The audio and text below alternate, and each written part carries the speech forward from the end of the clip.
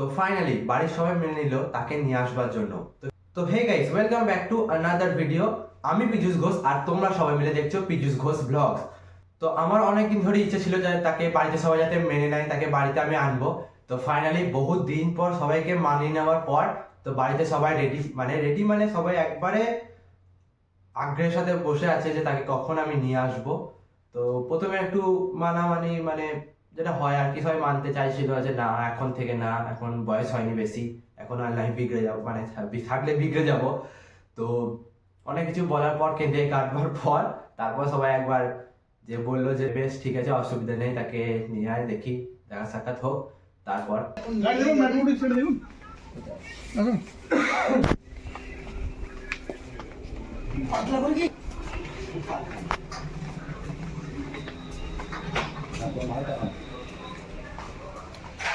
না না না, এখনই যদি তোমাদেরকে সবকিছু দেখি তাহলে হবে? তো তোমরা তাহলে তো পরে ক্লিপগুলো দেখবেই না। প্রথমে ইন্ট্রো দেখি তো তোমরা বুঝতে পেরে যাবে যে কি হবে। তাই এই জন্য একটু গুছিয়ে ফিরিয়ে ইন্ট্রোটা তৈরি করলাম। তো তোমরা পুরো ভিডিও দেখো যে কি কি ঘটেছিল আমাদের সাথে আর কিভাবে তারা বেইমানি করেছিল আমাদের সাথে তারা। তো গাইস, মাসিদের বাড়ি যাওয়ার সময় আমরা চলে আসি একবার বাজরাঙ্গি হন্ডা শোরুমে আমাদের নতুন সদস্য মানে নতুন গাড়িকে দেখবার জন্য। তো একটা গাড়ি পছন্দ করেছি, তবে তোমাদের এখন দেখাবো না, তো আমরা কালকে আসবো গাড়ি নিতে, কারণ এখন মাসির বাড়ি যাচ্ছি আমরা। তো গাইস, আজকে সকাল সকাল আমরা বেরিয়ে পড়েছি, যেমনটা আমাদের সবার সাথে কথা হয়েছিল যে আমরা পরদিন কি যাবো, মানে মাসিদের বাড়ি থেকে এসে আমরা গাড়ি কিনতে যাবো। তো আজকে আমি খুব এক্সাইটেড হয়েছি। তো কৌশিকগ্রাম দাঁড়িয়েছিলাম একবার একটা কাকাকে তুলবো বলে, তো এখান থেকে কাকাকে তুলে নিয়ে চলে যাবো আমরা করে শোরুমের কাছে। তো আমরা চলে এসেছি, আর পিছনে দাদু আর জিতুর সাথে এসেছিল আমাদের সাথে। তো এই যে দেখতেই পাচ্ছ এখানে গাড়ি দাঁড় করানো আছে, আর এই শোরুমেতে আমরা আগের দিনকে দেখে গেছিলাম গাড়িটা। তো আমরা নেমে ভেতরে চলে গেলাম কাউন্টারের কাছে, আর এইদিকে একটা সার্ভিস সেন্টার, আর এইদিকে মেন অফিস যেটা। এই যে বিল্ডিংটা দেখছো, এর দোতলাতেই মেনলি সব গাড়িগুলো স্টোর করে রাখা থাকে, কারণ শোরুমের সামনে অত জায়গা নেই কো। তো এই কাকাটা আমাদেরকে নিয়ে আসছিল, আগের দিনকেও যদিও আমরা সবাই মিলে গিয়ে দেখে এসেছিলাম, আমরা গাড়ি পছন্দ করেছিলাম।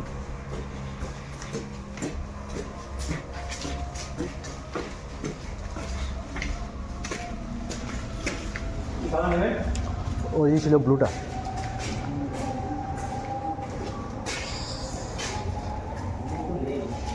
কালকেই তো ছিল, কে জানে এই ধারে ছিল সামনে, এইখান থেকে দেখ ঘুরতে গেছে।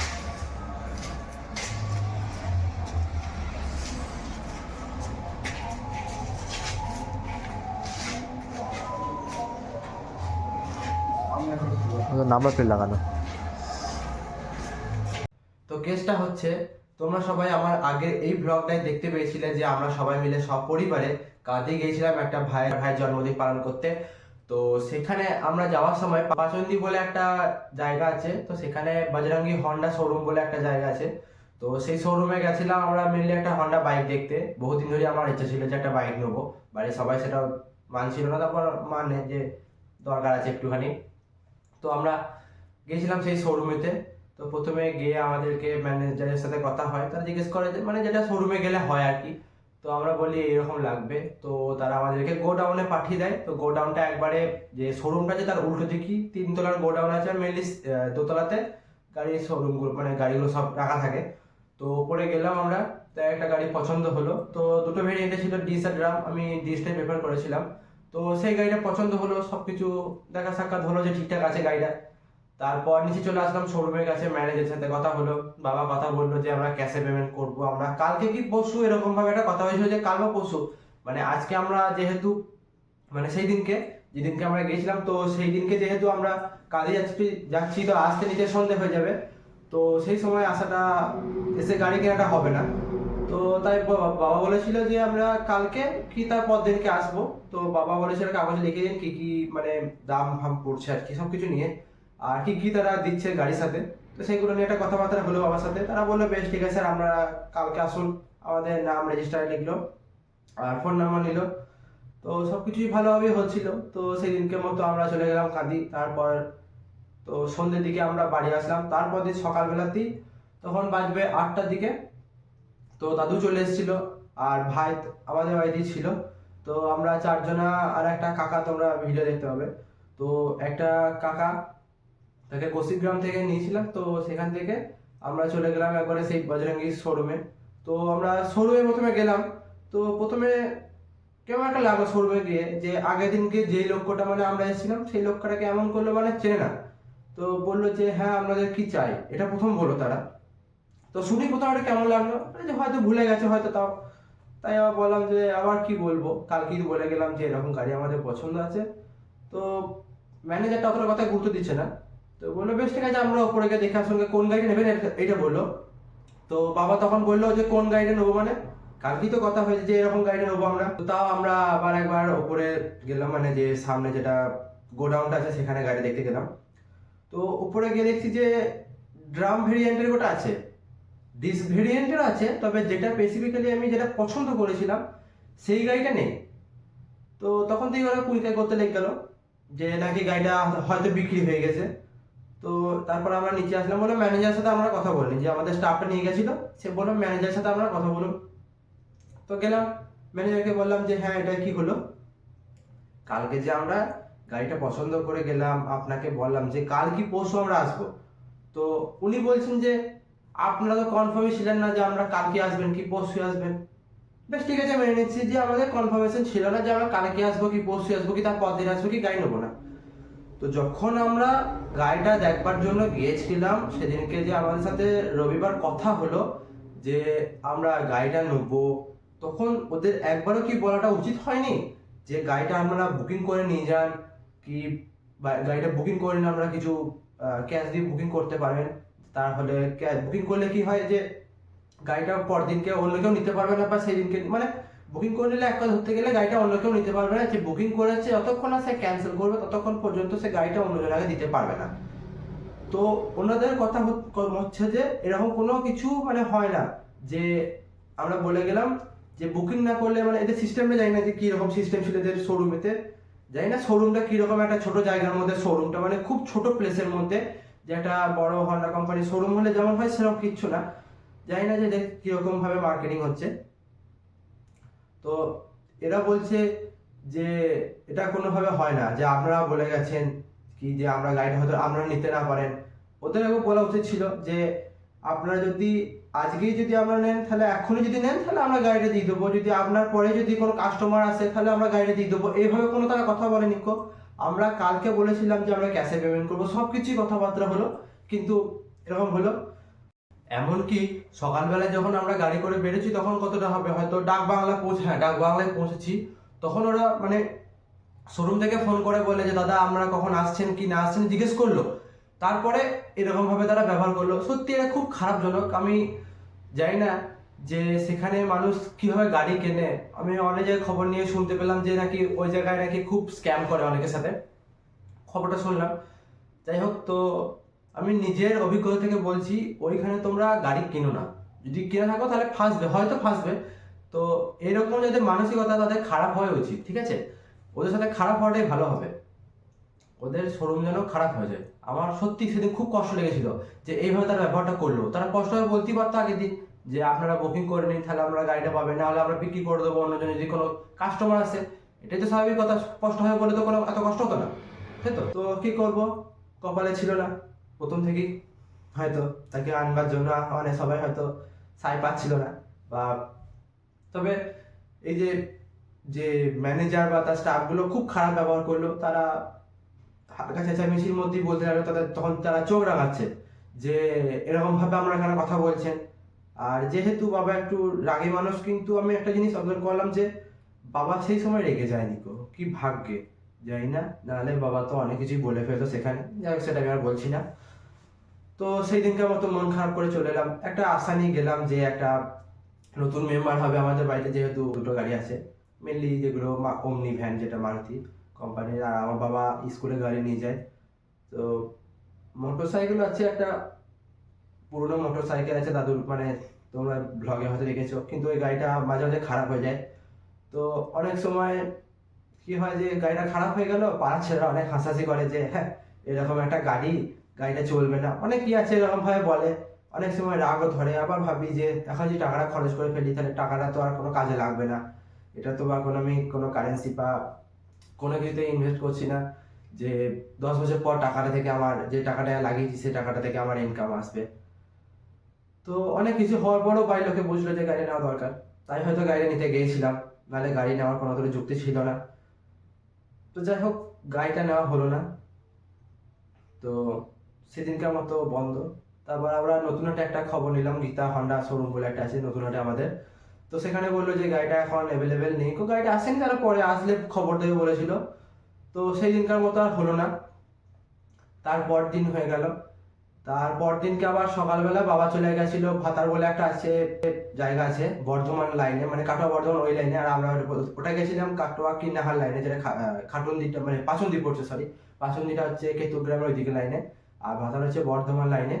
তো বাবা সকালবেলা 8টা ট্রেনটায় চলে গেছিল, 8টা মানে 8টা 40 মনে হয়, 8টা 20 দিকে না 7টা 20 দিকে ট্রেন ছিল। যাই হোক আমার এখন মনে আসছে না। তো সেই ট্রেনটাই করে বাবা চলে গেছিল ভাতার স্টেশনে। তো সেখান থেকে নেমে বাবা শোরুমটা যাচ্ছিল। তো আমার একটা মামার সাথে দেখা হয়েছিল, রাজা মামা। তো মামা বাড়ি হচ্ছে ভাতারেতেই। তো মামা ওখানে ডিউটি করছিল নাকি জানি না, মামার সাথে বাবা দেখা হয়েছিল। তো দুজনে মিলে চলে গেছিল শোরুমেতে। তো সেখানে কথাবার্তা হয়। তো কিন্তু সেখানে দেখা যায় যে গাড়িটা ছিল না, যে গাড়িটাই পছন্দ করেছি ডিস ভেরিয়েন্টেই নেই, আর সেই কালারটাই নেই। আমার ওই কালারটাই দরকার, কারণ আমার ওই কালারটাই পছন্দ হয়েছিল মেনলি। তো ওই কালারটা ছিল না। তো তারা মানে যে শোরুমের যারা লোক আছে তারা বলে যে আপনি নাম্বার দিয়ে যান, যখনই গাড়িটা মানে সেই দিনকেই গাড়িটা আসার কথা আছে। তো যখনই গাড়িটা আসবে তারা বলে দিয়েছিল যে আমরা ছবি পাঠিয়ে দেবো, এবার আপনাদের ব্যাপার আপনারা কি করবেন। তো 12টার মধ্যে তারা ছবিটা পাঠিয়ে দেয় যে কি কি গাড়িটা এসছে, কোন ভেরিয়েন্টের মধ্যে আছে। তো ওই গাড়িটা ওরা পাঠিয়ে দেয়। তো আমি ওই আগের যে ঘটনাটা ঘটলো সেটা থেকে একটা জিনিস উপলব্ধি করতে পারলাম যে যে না, থেমে থাকলে হবে না, থেমে থাকাটা বড়টা ভুল হয়ে গেল। তো বুঝতে পারলাম যে গাড়িটা বুকিং করতে হবে, যদি না করি তাহলে হয়তো গাড়িটা আবার পরে বেড়ে যেতে পারে। তো সেই দিন কি যখন ওরা 12টা থেকে 12:30টার মধ্যে আমাকে ছবিটা পাঠিয়েছে, তার আধা ঘন্টার মধ্যে ওরা ফোন মানে তখনই ফোন করে দিয়েছিল যে গাড়িটা চলে এসেছে, আপনাকে ছবি পাঠিয়েছি। তো সেই মতো আমি দেখলাম, আর তার আধা ঘন্টার মধ্যে আমি বুকিং করে নিয়েছিলাম। তো সেই জন্য হয়তো গাড়িটা আজকে আমি বর্তমানে আমার কাছে গাড়িটা এখন রয়েছে, মানে আমি কিনে আনতে পেরেছি গাড়িটাকে কপালে জোরে। তো তোমরা পুরো ব্লগটা দেখতে পাবে এবার। আর তোমরা হয়তো অনেক কিছুই মনে করবে যে আমি হয়তো কেন এগুলো বলছি, কারণ মানুষ ঠকে বেশিরভাগ সময় দেখবে, যেগুলো পছন্দ হয় বা আশা থাকে না, তো সেগুলো অনেক সময় মানুষের কাছ থেকে চলে যায়। তো এই জন্যই বলে যতক্ষণ না তোমার কাজটা সম্পন্ন হচ্ছে ততক্ষণ পর্যন্ত কাউকে বলতে না, সেটা যে কোনো দিকেই হোক, সেটা তোমার ভালোবাসার দিক থেকে শুরু করে বা কোনো কিছু কেনাকাটা থেকে শুরু করে সবকিছু দিক পর্যন্তই সবকিছু সিক্রেটের মধ্যে রাখতে হয়। তোমার প্রাইভেসিটা বজায় রাখতে হবে। যদি তুমি প্রাইভেসি আনলক করে দাও তাহলে সেই জিনিস তোমার কাছে থাকবে না, তুমি বুঝতেই পারবে যে অনেকের সাথে এরকম হয়েও থাকে, বুঝতেই পারবে হয়তো। তো যাই হোক, বেশি কথা বলবো না, তো তোমরা পুরো ব্লগটা দেখতে থাকো। Thank you. তো গাইস, দুপুরবেলায় সবাই মিলে ভাত খেয়ে এখন চললাম গাড়ির শোরুমে। তো শোরুমটার নাম হচ্ছে ইউনিক হন্ডা শোরুম, যেটা ভাতায় রয়েছে। তো এই যে দেখতেই পাচ্ছ শোরুমটা, সেখানে গাড়ি রাখবার পর আমরা পেছন দিকে চলে গেলাম শোরুমের ভিতরে। তো এবার পুরো তোমরা দেখতে থাকো।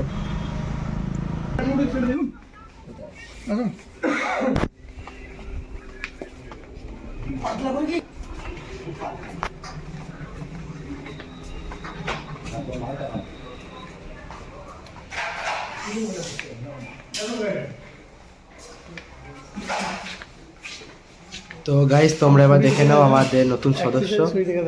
এই যে আমাদের একবারে brand new SP 125 Honda company, যেটা। তো এই গাড়িটাই আমার পছন্দ।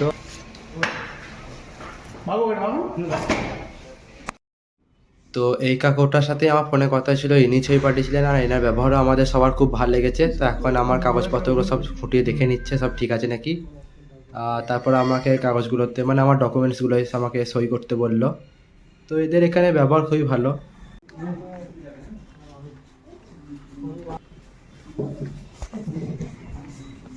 বিল সব হয়ে যাওয়ার পর আমরা এখন ক্যাশ কাউন্টারে ক্যাশ জমা করছি।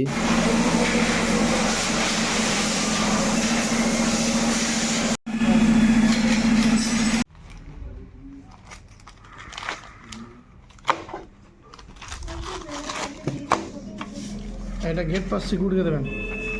আচ্ছা এই যে আমি গ্রিক ওয়াল লাগিয়েছেন হ্যান্ডেল কভারে বাসে বিলটা। আচ্ছা ঠিক আছে। আর এটা যে চাবি রিংটা গাড়িতে লাগবে।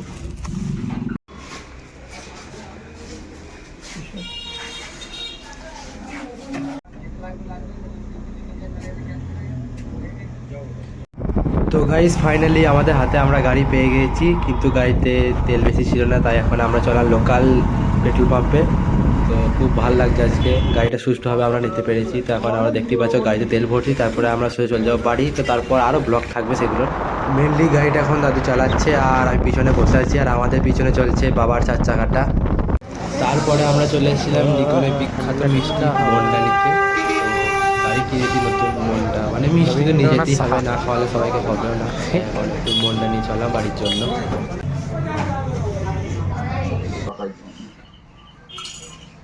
পিছন জায়গা জল দিয়ে না সাফ দেবে, সাফ দেবে।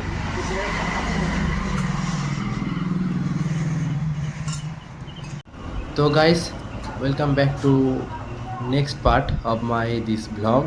তো সকাল সকাল স্নান করে হয়ে গেছে, আমি রেডি। আর এখানে দেখতেই পাচ্ছ গাড়িতে বেলুন লাগিয়ে দিয়েছি। তো এবার আমরা যাবো জাগেশ্বর তলায় পুজো দিতে। তো ঠাকুমাকে নিয়ে এখন চলে এসেছি জাগেশ্বর তলায়, তারপর দিদাকেও নিয়ে এসেছি। তো এখন পুজো হচ্ছে।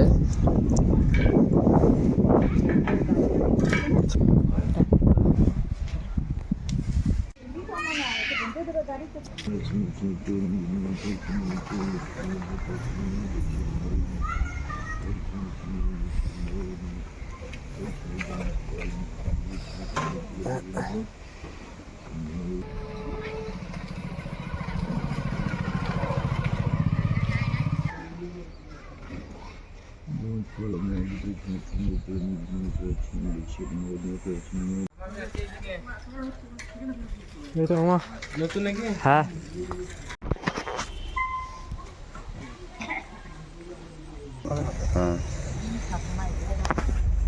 চলো পরে চলো।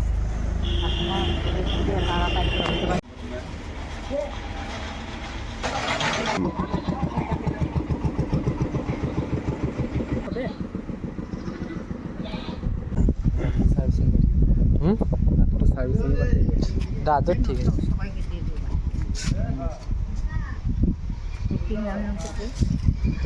জাগেশ্বর তলায় পুজো দেওয়ার পর গাড়িটাকে নিয়ে চলে আসলাম আমাদের বড় মা, মানে আমাদের সবার মায়ের কাছে, আমাদের মা দুর্গার কাছে গাড়িটাকে নিয়ে। তারপর একবার ঠাকুমাকে নিয়ে পাপু বলো পাপু গাড়ি কিনেছি, মোটর সাইকেল 2 চাকা, 2 চাকা। হ্যাঁ ওটাও আছে, ও আবার কিনলো। আগে এরকম ছিল না, এই 4টে ঘর, এই একটা ঘর, এই একটা, এটা সিঁড়ি, ঘর আর ঘরের মতন জিনিসপত্র সব জিনিসই রাখা হয়। বড় হয়েছে এটা, এদিকটা এটা রান্নাঘর, এটা রান্নাঘর। ভেতরে অল্প জায়গার ভিতরে খুব সুন্দর হয়েছে। এই দিকটা পায়খানা বাথরুম, 4টে ঘর, 4টে ঘর আছে।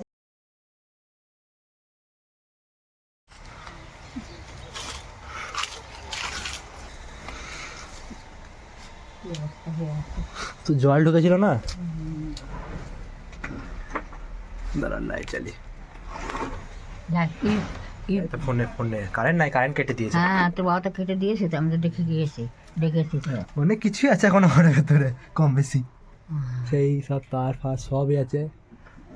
এই যে এইদিকে সেই ঘর, সেই বেরিয়েছিল মা মনসা। এটা দাদুর ফটোটা মনে হয়। না না না না না, এটা ইয়ে অনুকূল ঠাকুরের গুলো হ্যাঁ এইভাবে পড়ে আছে কেন? পড়ে আছে, কেউ তো আসে না এই ঘরে, হয়তো উল্টে গিয়েছে, কিছু গিয়েছিল হয়তো।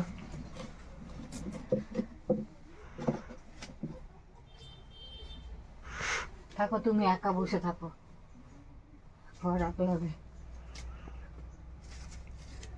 তার আছে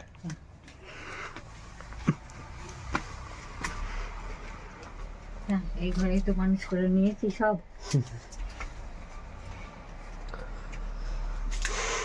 দুবার জল ঢুকলো বানের, আর বসে গেল। বাথরুমটা দেখবে না, আর বাথরুম নিয়ে কি করবো? ওখানেও তো কাঁঠালটা তুললি? কই কাঁঠাল ওই যে, ধরেছে? ওই তো। বাহ বাহ বাহ বাহ বাহ, এবার এসছে রে, এগুলো তো এখন হবে না। বলা যায় না। হ্যাঁ এটা ইয়ে ডাকতে না, সরু। ওকে একটা বুঝতে। এই তো ফুল ওই দেখ, ওই দেখ। বেশ ফেস থাক, দেখেছি থাক। তোর দাদির লেগে লাগিয়ে দিয়েছিলাম।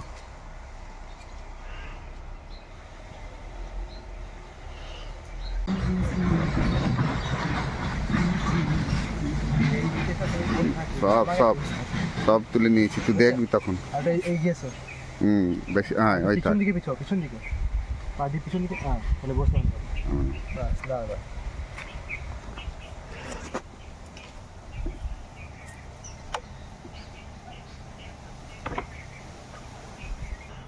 বলছি